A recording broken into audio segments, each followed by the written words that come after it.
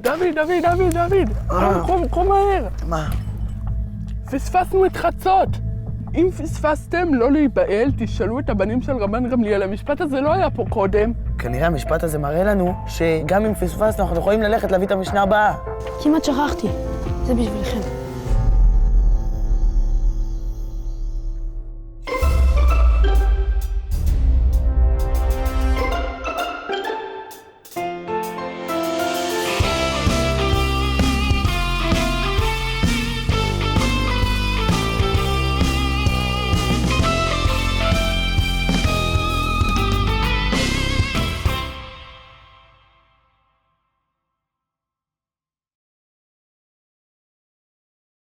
ואז הם פתאום הופיעו ונתנו לנו את המעטפה. הסתבר שנפתלי יותר מתוחכם ממה שחשבנו. מחליף את הכתב חידה באמצע הלילה, משאיל לשחקנים. בוא'נה, נפתלי! שיחקת אותה אתמול עם הפיצות. ודוד וחיים סיפרו לנו על הקטע עם הבנים של רבן גמליאל. וואלה, הפתעת אותי. תביא את זה. תראו את החיוך. תקשיבו טוב. אני מאוד שמח שאתם באנרגיה, שאתם רוצים לנצח ולהצליח. יש קווים ברורים ואדומים ואף אחד לא עובר אותם בחיים. על מה אתה מדבר? אני צריך להסביר לך, להיכנס אליי, לחדר בלי רשות כמו גנבים, ולקחת את כתב החידה. לא הגזמתם! מה? אבל אנחנו פתרנו את החידה והצלחנו, וכאילו נרדמנו בגלל שאכלנו את הפיצות, אבל הצלחנו לפתור את הכתב חידה. תראי לי, תראי לי, על מה אתה מדבר? איזה פיצות? על איזה פיצות? אני מחכה לכם בחצות במקום עם המעטפה, אף אחד לא מגיע, ואז בבוקר אני קם, רואה שהחלט פרוץ בלי מעטפה. אבל אנחנו קיבלנו את המעטפה מהבנים של רבן גמליאל. כן, מהבנים של רבן... בטח, כן. לא מצאת איזה סיפור יותר דמיוני לספר לי? אתה רוצה לחשוב על משהו יותר ככה? לא, כאילו, שחקנים ששיחקו את הבנים של רבן גמליאל. חבר'ה, אולי ראיתם פה גם ביער את כיפה אדומה וסינדרלה. יש פה מישהו שאלרגי לעצי אקליפטוס, אז שיקח עכשיו את התרמיל ויטוס הביתה. אני רוצה להגיד לכם משהו. שאני מאוד מאוכזב, ואני גם פגוע. אבל רגע! אבל עכשיו, ככה צריך לפתוח מחנה. יש לכם חצי שעה להירגע, מתחילים מההתחלה. הזדמנות אחרונה.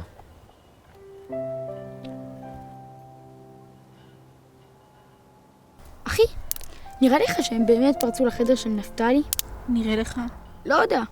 כל הסיפור הזה עם הבנים של רבן גמליאל, טוב שלא הגזימו, ולא נראה לי שזה מה שלנפתלי יש לעשות בחיים שלו. לעבוד על ילדים קטנים. לא נראה לי שהם יעשו את זה. בטח לא חיים הצדיק. טוב, בטוח שזה לא חיים. אבל דוד נראה לי טיפוס מאוד תחרותי. לך תדע מה הוא יעשה בשביל להצליח. מה זה היה הקטע הזה? וואו. לא יודע. מה, הוא כאילו משחק אותה? אולי זה באמת משחק. משחק? להאשים אותנו ככה סתם בלי שעשינו משהו? זה משחק? לא יודע, אולי בקטע של לבדוק אותנו, איך אנחנו מגיבים. וואלה, אז שמע, אולי כדי שנתנצל בפניו. נתנצל? מה עשינו לא בסדר? לא אמרתי שעשינו משהו לא בסדר, אבל אתה יודע, אם כאילו זה המשחק, אז בוא נזרום איתו עד הסוף. אוקיי, חבר'ה, אז אנחנו ממשיכים. כן, דוד.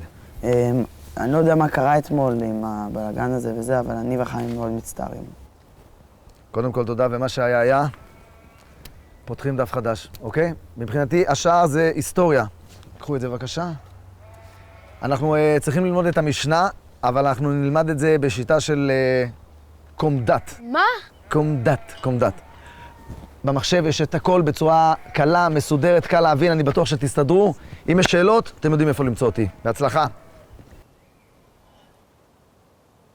אז מה זה בדיוק הקומדת הזה? נו, קומדת, מרצים למשנה, לא מכיר? קומדת, נו, כותרת אומר מקרה דין טעם, זה השיטה שעוזרת ללמוד הרבה יותר טוב את המשנה. סבבה, אז איך עושים את מה שאמרת? תראה, אתה מאפיין כל משפט, בודק לאיזה נושא הוא שייך, ואז ככה אתה לומד הרבה יותר טוב את המשנה, כי אתה מבין את זה יותר. סבבה. איך התוכנה הזאת עובדת? מגניב. זו כנראה תוכנה אוטומטית. היא צובעת את המשפטים לבד. אבל מה זה אומר סגול? סגול זה אומר שהמשפט הזה הוא מקרה. מה זה מקרה? מקרה זה הנושא שעליו המשנה מדברת. נגיד פה בתחילת המשנה מדברים על הזמן שבו אפשר להתחיל לקרוא את קריאת שמע בבוקר, וזה המקרה הראשון. בואי נלחץ על הכפתור שיצבע את המשפט הבא. נו, למה לא קורה כלום? נראה לי שמכאן אנחנו צריכים להמשיך לבד. איך ממשיכים בדיוק? לפי מה שאני זוכר, אחרי שמוצאים את המקרה, מנסים למצוא את מילות הדין. מה זה מילות דין? מילות דין הם המילים או המשפטים שאומרים מהי ההלכה, נגיד פטור, כשר, אינו חייב, חייב. טוב, חיים, הבנו. אבל איך מוצאים מילות דין? רגע, אמרת שהדין בא אחרי המקרה בדרך כלל, לא? אז אולי מי שיכיר בין תכלת ללבן, אולי זה הדין? מעולה, נראה לי שגם המשפט אחרי זה. רבי אליעזר אומר, בין תכלת לכרטיס, זה גם דין. סבבה, אבל שימו לב, יש לנו פה גם אומר. אז מה זה אומר? כשאנחנו רוצים לבדוק אם יש מחלוקת במשנה, אנחנו בודקים אם מופיע שם אחד התנאים. כמו רבי אליעזר אומר. מעולה, גמרנו כמעט חצי, בוא נתקדם. מישהו רואה פה את המקרה הבא? וגומרה, זה נראה כמו מקרה, עד מתי צריך לגמור את קריאת שמע. יפה חיים, אם ככה אז עד הנצח המה, זה בטח הדין של המקרה. ורגע, יש פה אומר.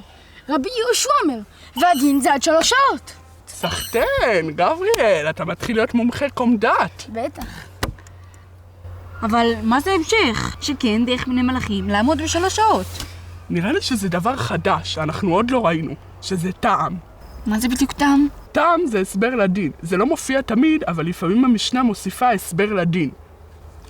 כמו פה, שהמשפט שכן דרך בני מלאכים לעמוד ב3 שעות, זה הסבר לדין שרבי יהושע אומר שאפשר לגמור קריאת שמע עד 3 שעות. יפה, נשאר עוד חלק אחרון, לא הפסיד. זה נראה לי כמו דין. כן, אז המשפט לפני זה, הקורא מכאן ואילך, זה בטח המקרה שלפני הדין. מה זה המשפט האחרון? זה לא נראה כמו דין או מקרה. ניחוש פרוע, אבל אולי זה טעם, כאילו, הוא לא הפסיד, בגלל שהוא כמו אדם שקורא בתורה. מעולה, הכל צבוע, כמדתנו את המשנה. מה עכשיו? בדרך כלל, עכשיו המשנה אמורה להפוך לתרשים, שאפשר לראות ככה יותר טוב את המבנה שלה. אוקיי, אז בואו ננסה ללחוץ. פה? מגניב! לגמרי, בואו נפתור את החידה. גבריאל ונדב, אתם מצטרפים אלינו הפעם? תשמע, בכיף הייתי מצטרף, אבל חבל על המאמץ, כאילו, בסופו של דבר, דוד ייקח את המעטפה מנפתלי, והכל יהיה בסדר, לא? למה אתה חושב שאני גנבתי את המעטפה? מה, סתם ככה המעטפה נעלמה? וגם, לא נראה לי שנפתלי ימציא לעצמו סיפורים כאלה. תגיד לי, אתה לא חושב שהגזמת? כבר יומיים שאתה לא עושה פה כלום ועוד מעליל לילות על אחרים? לפחות אני לא גונב. אתה לא תקרא לי גנב, חתיכת שקרן! חבר'ה, בואו נרגע, לא באנו לפה לריב. גם לא באנו לפה לגנוב. מה אמרת? עזוב אותו. בשביל מה באת לפה? עדיף שתחזור לצרפת. בכיף הייתי חוזר.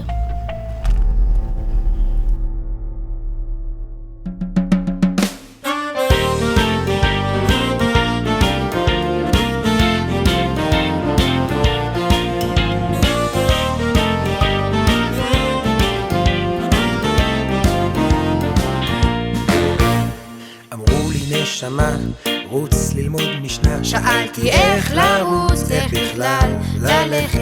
המשנה מרשימה, מאירה אך משונה, מעליבה אך נראית לי מסובכת. אמרו לי קח סרטון ובוא שיטה בדרך, והמשנה פתאום פשוטה ונהדרת. רוץ על זה איתנו בשמחה, עם החברים והמשפחה.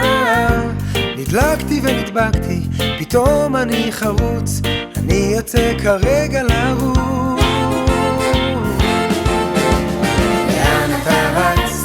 לאן אתם רצים? אנחנו רצים למשנה. לאן אתה רץ? לאן אתם רצים? אנחנו רצים למשנה. קומדת